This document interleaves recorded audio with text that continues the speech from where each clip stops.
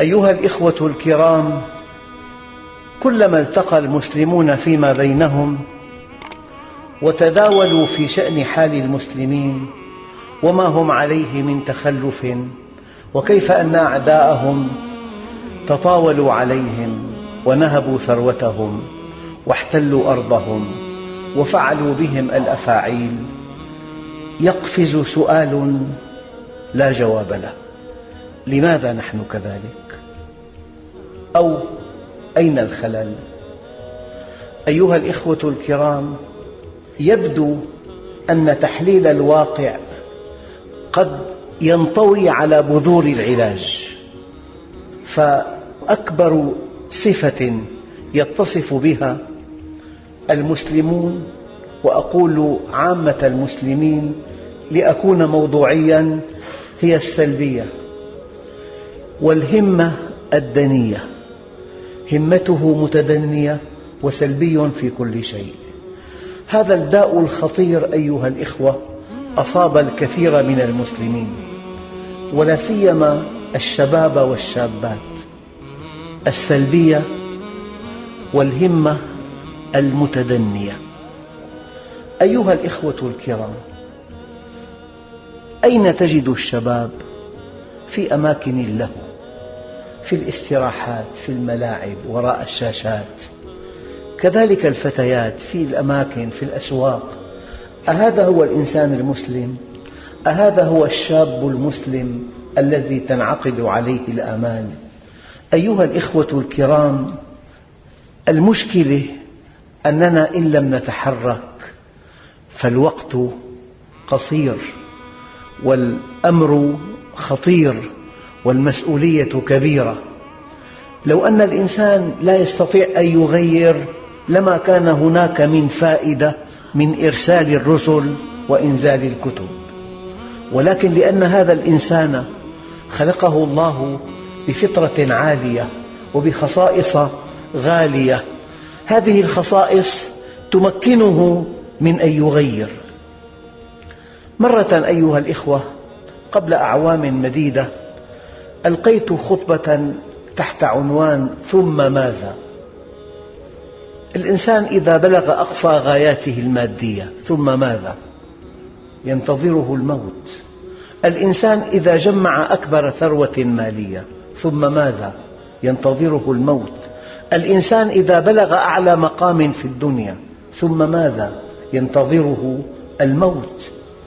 هذا الموت الذي تحدثت عنه في الخطبة السابقة لا يدخل في حسابات المسلمين، وكأن الناس مخلدون، لكن الموت غاية كل حي أيها الإخوة، ولا يستطيع أحد كائنا من كان أن يشكك في واقعية الموت، ولكن الناس يتفاوتون في مدى استعدادهم لهذا الحدث الخطير الذي هو أخطر حدث ينتظر الإنسان.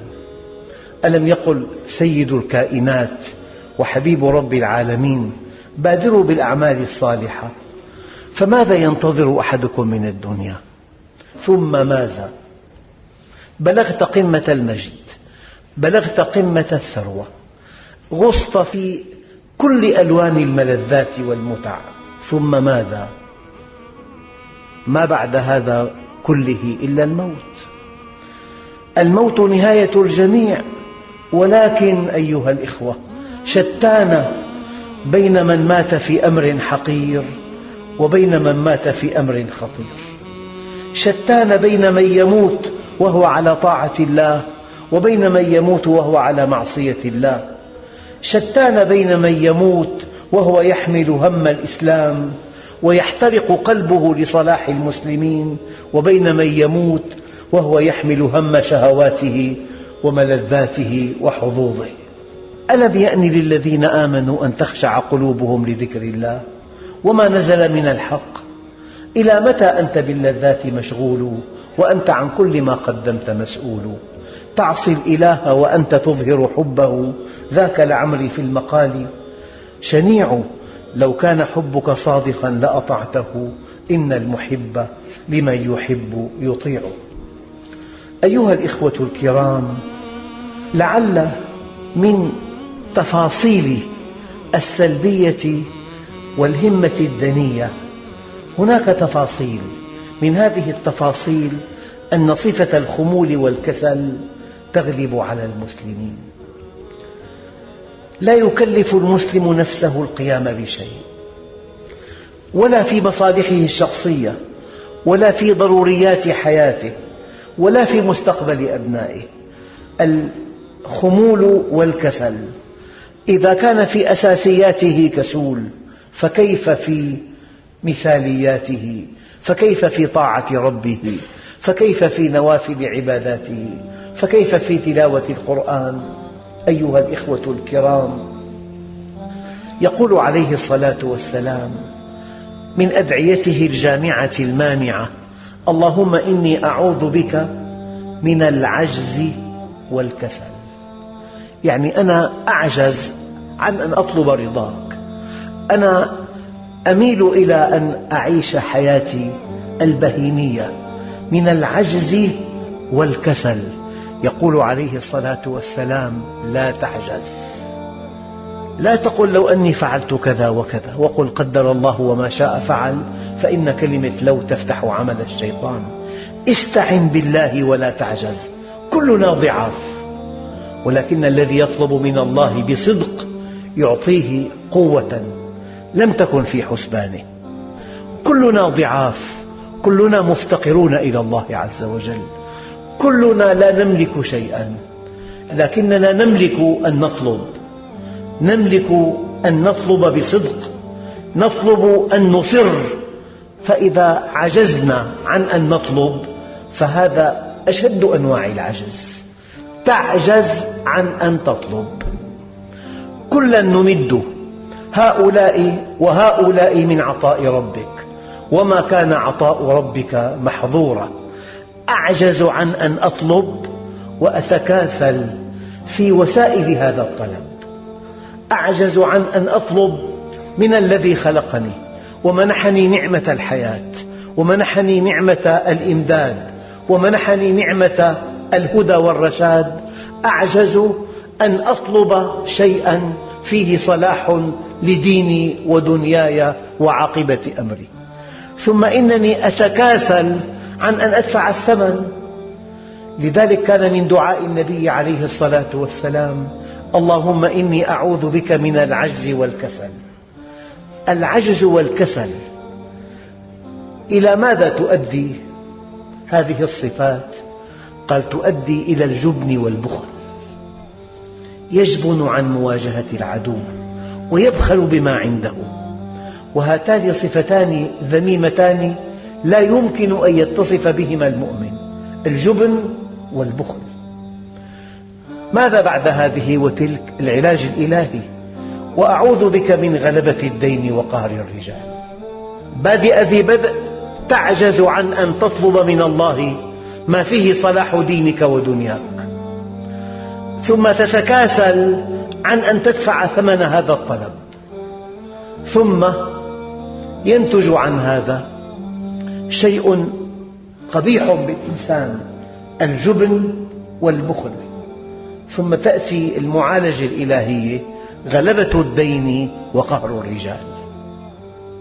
أيها الإخوة الكرام، الصفة الأولى هو أن نعجز عن أن نسأل الله شيئا، وأن نتكاسل أن ندفع هذا الثمن. وقال الله: إني معكم لئن أقمتم الصلاة وآتيتم الزكاة وآمنتم برسلي وعزرتموهم وأقرضتم الله قرضا حسنا. معية الله لها ثمن. فالإنسان المسلم يعجز عن أن يطلب ويتكاسل عن أن يدفع الثمن، إذن هو جبان، هو بخيل. المعالجة الإلهية: غلبة الدين وقهر الرجال. اللهم إني أعوذ بك من العجز والكسل، ومن الجبن والبخل، ومن غلبة الدين وقهر الرجال. أيها الإخوة الكرام، من خصائص الدراسة أن الذي يجعل هدفه أن ينجح لا ينجح، لكن الذي يجعل هدفه التفوق قد ينجح. فهناك مرض خطير هو أن ترضى بمرتبة متدنية مع أنك تستطيع أن تكون في مرتبة عالية.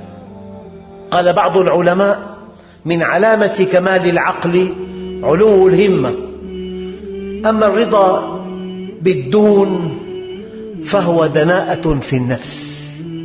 علو الهمة من الإيمان. كيف ربانا الله عز وجل؟ قال: يقول المؤمنون المتقون: ربنا هب لنا من أزواجنا وذرياتنا قرة أعين واجعلنا للمتقين إماما. لم لم يقل واجعلنا من المتقين؟ واجعلنا للمتقين إماما. من هنا كانت الحقيقة أن علو الهمة من الإيمان. اطلب الدرجات العلى. يقول عليه الصلاة والسلام تأكيدا لهذه الحقيقة: إذا سألتم الله الجنة فاسألوه الفردوس الأعلى. ينبغي أن تطلب الكمال في كل شيء.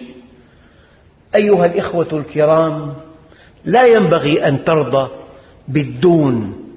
أناس كثيرون يقول لك: أنا أريد أن أكون وراء باب الجنة، لا أريد مراتبها العالية. فهذا الذي يرضى بالدون قد لا يتاح له. شيء آخر أيها الإخوة، أن كل واحد من المسلمين له عادات ألفها، لا يغير ولا يبدل ولا يطور ولا يحاسب نفسه ولا يراجع أموره ولا يقرأ القرآن فيتدبره: أين أنا من هذه الآية؟ أين أنا من هذا الأمر؟ أين أنا من هذا النهي؟ أين أنا من هذه الصفات للمؤمنين؟ هو على ما هو عليه. ألف حياة رتيبة فيها مخالفات كثيرة، فيها تقصيرات عديدة، فيها أشكال فارغة ليس فيها مضامين.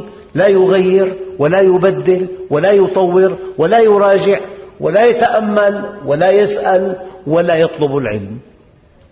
أيها الإخوة، هذا التقيد بالعادات والتقاليد التي ما أنزل الله بها من سلطان، هذا البقاء على نحو معين من الحياة، هذا الرضا بالدون، هذا الذي يتمنى أن ينجو فقط بدخل وببيت وبحاجات دنيوية ولا يتطلع إلى ما فوق ذلك، هذا إنسان بعيد عن أن يطلب ما عند الله من جنات النعيم. أيها الإخوة الكرام، هناك أناس يموتون ولا يهتم أحد لموتهم، بل يفرحون.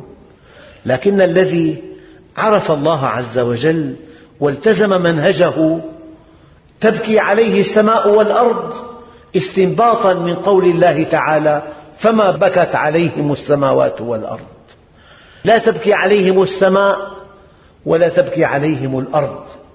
لذلك قال عليه الصلاة والسلام: إذا مات العبد المؤمن استراح من عناء الدنيا، وإذا مات العبد الفاجر استراحت منه البلاد والعباد والشجر والدواب. أيها الإخوة الكرام، ثمة خصيصة ثالثة يتصف بها هؤلاء الذين لا يستجيبون لله عز وجل. هم يستجيبون لنفوسهم الأمارة بالسوء، فإن لم يستجيبوا لك فاعلم أنما يتبعون أهواءهم.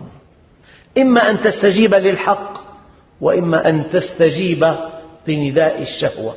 يا أيها الذين آمنوا استجيبوا لله وللرسول إذا دعاكم لما يحييكم. أما هذا الذي لا يستجيب إلا لمصالحه، لا يستجيب إلا لشهواته، هذا على خط آخر مناقض لخط الإيمان. اعلم علم اليقين: إن لم تطلب الحق فأنت مع الباطل، إن لم تطلب الآخرة فأنت مع الدنيا، إن لم تستجب لله تستجب للشيطان.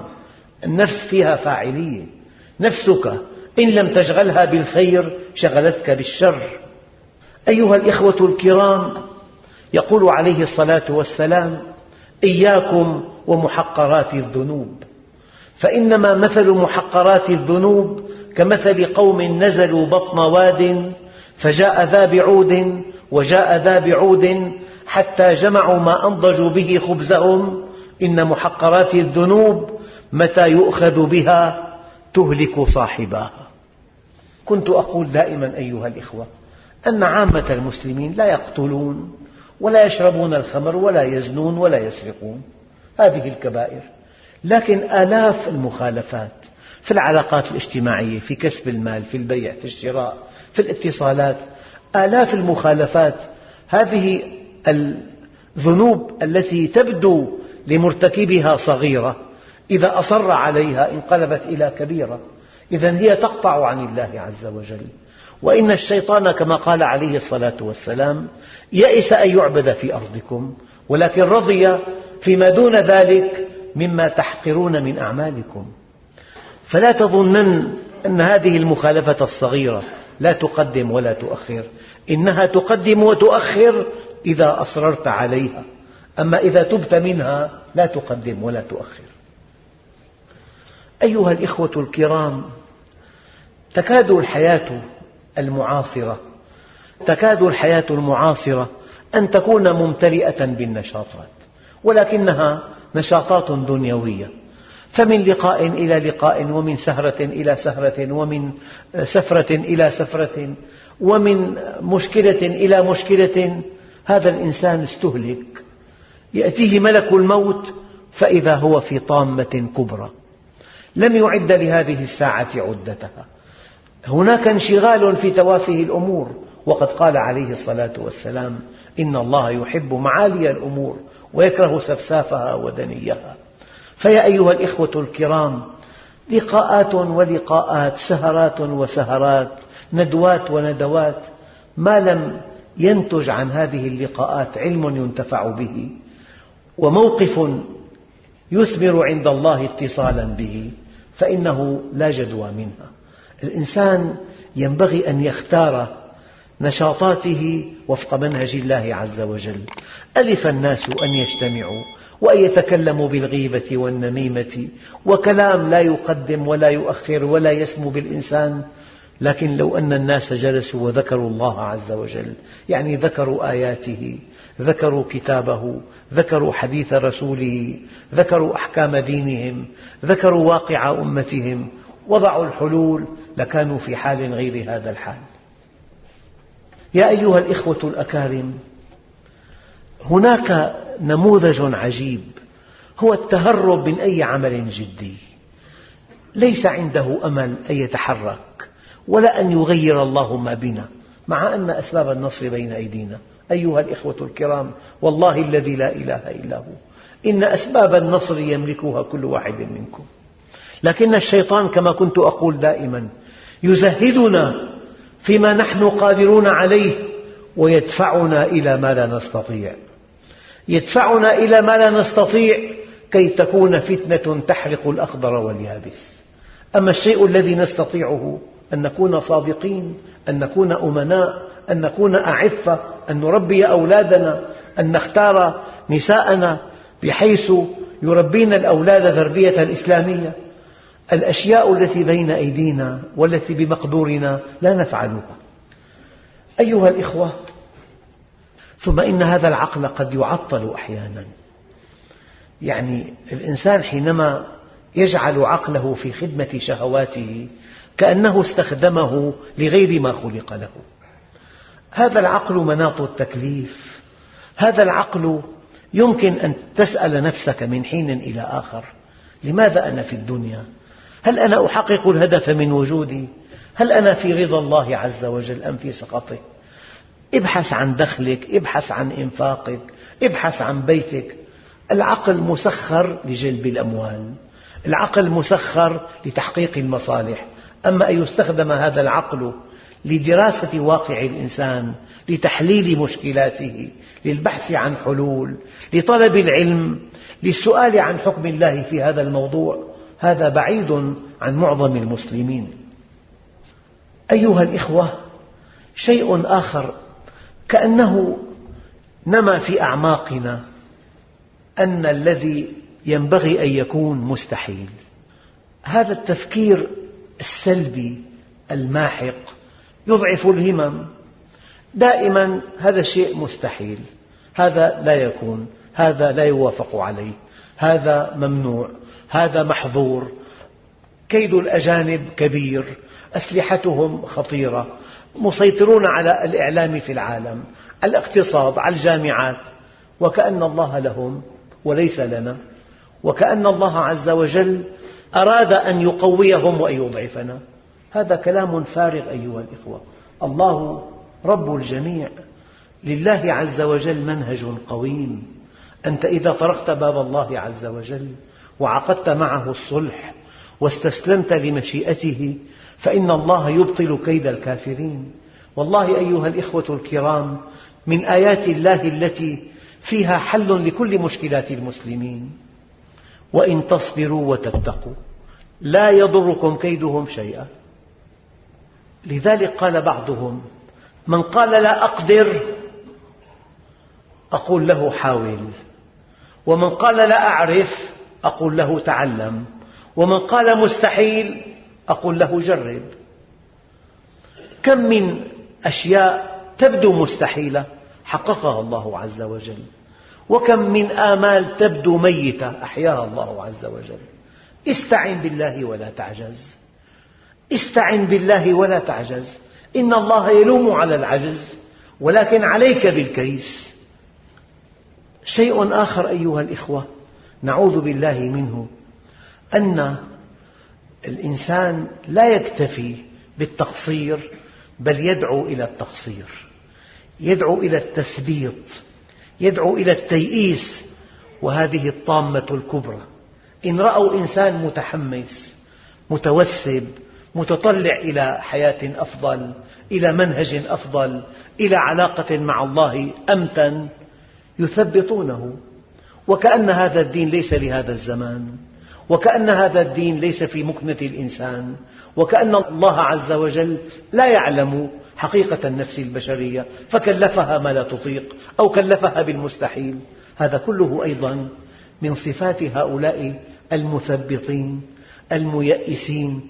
لذلك في بعض الأحاديث الموضوعة التي أراد بها أعداء المسلمين إقعاد هممهم أو إضعاف هممهم: كل الناس هلك إلا العالمون، والعالمون هلك إلا العاملون، والعاملون هلك إلا المخلصون، والمخلصون على خطر عظيم. صفة التيئيس من صفات الشيطان. الله موجود، والله عز وجل يمكن أن يبدل كل الموازين في لمح البصر، والله يستجيب لمن دعاه مخلصا ومضطرا، والله في عون كل إنسان إذا رفع أكفه إليه. بل إن الله كما ورد في بعض الأحاديث يستحي من عبده إذا بسط إليه يديه أن يردهما خائبتين.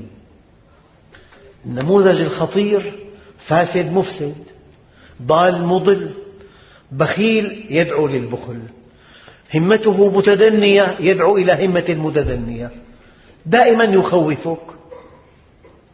أيها الإخوة الكرام، ومن صفات هذا النموذج، وأنا والله ما أتمنى أن أتحدث عن صفات النقص عند المسلمين، ولكن لأنها أصبحت خطيرة، ولأنها أصبحت عقبة كأداء أمام تقدمهم. في حالة النشاط مع شهواته، وفي حالة الخوف والقلق يائس قانط ذو دعاء عريض. هذا النموذج أيها الإخوة هو الذي أودى بالمسلمين إلى ما هم عليه. يا أيها الإخوة الكرام، يقول الإمام علي رضي الله عنه: إن هذه القلوب أوعية، فخيرها أوعاها للخير، والناس ثلاثة: عالم رباني، ومتعلم على سبيل نجاة، وهمج رعاع أتباع كل ناعق، لم يستضيئوا بنور العلم، ولم يلجأوا إلى ركن وثيق، فاحذر يا كميل أن تكون منهم. أيها الإخوة الكرام، قبل خطبتين تقريبا وصفت أن بين مسلم معاصر يؤدي العبادات أداء شكليا، لكنه بعيد عن مضمون هذا الإسلام العظيم، بعيد عن الاستقامة، بعيد عن الورع، بعيد عن إتقان العبادة، بعيد عن محبته للمسلمين، بعيد عن إخلاصه لله عز وجل. هذا المسلم يشبه إنسانا ارتدى ثياب عالم، ثياب طبيب أمضى 30 عاما في دراسة الطب. هما في الشكل متشابهان، ولكنهما في الحقيقة والمخبر متباينان، فينبغي أن نقترب مما هم عليه أصحاب رسول الله صلى الله عليه وسلم. مرة ثانية أيها الإخوة، الأمر خطير والأمر مصيري، وهناك حقيقة أن الإنسان إن توهم أنه ليس بإمكانه أن يبدل وأن يغير، فمعنى ذلك أن إرسال الأنبياء ليس مجديا. الله أرسل أنبياء وأنزل كتبا وهيأ دعاة، لأن الإنسان بإمكانه أن يغير. وهذا الذي يقول أنا لا أغير هو إنسان ضعيف الهمة، هو إنسان بعيد عن الموضوعية في العلم. أيها الإخوة الكرام، بقيت فكرة قبل أن أنهي الخطبة الأولى. أحد كبار العلماء رحمه الله تعالى قال: الأشياء المهلكة تبدأ بخاطرة، فإن لم تدفع أصبحت فكرة، فإن لم تدفع أصبحت شهوة، فإن لم تحارب أصبحت عزيمة وهمة، فإن لم تدفع صارت فعلا، فإن لم تتدارك بالتوبة أصبحت عادة، وإذا أصبحت عادة أغلب الظن أن الإنسان يموت عليها، من خاطرة إلى فكرة إلى شهوة إلى عزيمة إلى فعل إلى عادة. هناك ملمح دقيق في قوله تعالى: يصف المؤمنين ثم يتوبون من قريب. أما إذا مضى على الذنب سنوات وسنوات وحقب وآماد طويلة، يصبح هذا الذنب بدأ خاطرة فانقلب إلى فكرة، فأصبح شهوة، فأصبح عزيمة وإرادة، فأصبح فعلا، ثم أصبح عادة، والإنسان أسير عاداته. أيها الإخوة الكرام، حاسبوا أنفسكم قبل أن تحاسبوا، وزنوا أعمالكم قبل أن توزن عليكم، واعلموا أن ملك الموت قد تخطانا إلى غيرنا وسيتخطى غيرنا إلينا، فلنتخذ حذرنا. الكيس من دان نفسه وعمل لما بعد الموت، والعاجز من أتبع نفسه هواها وتمنى على الله الأماني، والحمد لله رب العالمين.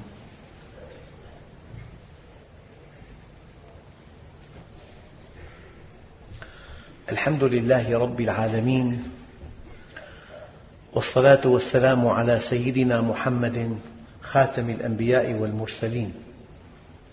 اللهم صل على سيدنا محمد وعلى آله وصحبه أجمعين. أيها الإخوة الكرام، الله عز وجل دعانا إلى التفكر، وقال: إن في خلق السماوات والأرض واختلاف الليل والنهار لآيات لأولي الألباب الذين يذكرون الله قياما وقعودا وعلى جنوبهم ويتفكرون في خلق السماوات والأرض ربنا ما خلقت هذا باطلا سبحانك فقنا عذاب النار. أيها الإخوة، يقول عليه الصلاة والسلام في الحديث الصحيح: ويل لمن لم يتفكر في هذه الآية. ويل، يقول عليه الصلاة والسلام في الحديث الصحيح: ويل لمن لم يتفكر في هذه الآية. فالله عز وجل يصف المؤمنين بأنهم يتفكرون في خلق السماوات والأرض. من هذه الآيات التي هي أقرب شيء إلينا، الحقيقة نفسك التي بين جنبيك أقرب شيء إليك، والله عز وجل يقول: وفي أنفسكم أفلا تبصرون. هذا الهيكل العظمي الذي هو قوام أجسامنا، قال هو نسيج متين يقاوم قوى الشد، ونسيج قاس يقاوم قوى الضغط في آن واحد. في أشياء أيها الإخوة لا تقاوم قوى الشد كالإسمنت، وفي أشياء تقاوم قوى الضغط. هذا النسيج في آن واحد يقاوم قوى الشد وهو يقاوم قوى الضغط. أولاً، هذا النسيج المتين القاسي يحمل أخطر أجهزة في الإنسان، يحمي أخطر أجهزة في الإنسان. فالجمجمة تحمي الدماغ، والقفص الصدري يحمي القلب، والحوض يحمي الرحم، والنخاع الشوكي يحميه العمود الفقري، ومعامل كريات الدم في داخل نقي العظام. أخطر أجهزة الإنسان دماغه ونخاعه الشوكي وقلبه ورحم المرأة وكريات ومعامل كريات الدم الحمراء، كلها في هذا النسيج المتين القاسي. أيها الإخوة، هذا الجهاز مؤلف من 200 قطعة، بنيتها قاسية محكمة من الخارج، مسامية إسفنجية من الداخل. لو أن بناء العظام من الداخل كما هو في الخارج لكان وزن الإنسان 4 أمثال. لو كان بناء العظام من الداخل كما هي في الخارج 4 أمثال. أيها الإخوة، عظم عنق الفخذ يتحمل من قوى الضغط ما يزيد عن 250 كيلوغرام، فالعظمان يحملان 500 كيلو. الإنسان الشاب القوي بإمكانه أن يحمل نصف طن تقريبا. من أين هذه المتانة ومن أين هذه القساوة؟ لكن الشيء الذي لا يصدق أيها الإخوة أن هذا الجهاز العظمي فيه خاصة هي الهدم والبناء. هناك تبدل مستمر في بنية الخلايا، بعضها يهدم وبعضها يبنى من جديد، بحيث أن الإنسان في كل 7 أعوام يتجدد هيكله العظمي تجدداً تاماً. هيكلك العظمي قبل 7 أعوام ليس الذي هو الآن موجود. ما الذي يحدث؟ الهدم والبناء هناك حكم لا تعد ولا تحصى. الهدم والبناء يعين على التئام الكسور، ولولا الهدم والبناء لما كان التئام الكسور. والهدم والبناء يجعل هذا الجهاز العظمي فضلاً عن أنه هيكل يحمي قوام الإنسان هو مخزن للكلس. فلو أن الجنين احتاج إلى كمية كلس ولم تراعي الأم في طعامها وجود كميات من الكالسيوم، يأخذ الجنين حظه من الكلس من هيكل أمه العظمي. الهدم والبناء جعله مخزناً، الهدم والبناء جعل الكسور تلتئم. أيها الإخوة الكرام، هذا الجهاز ما الذي يحكمه؟ قال هناك هرمونات للنمو وهرمونات لمضاد النمو.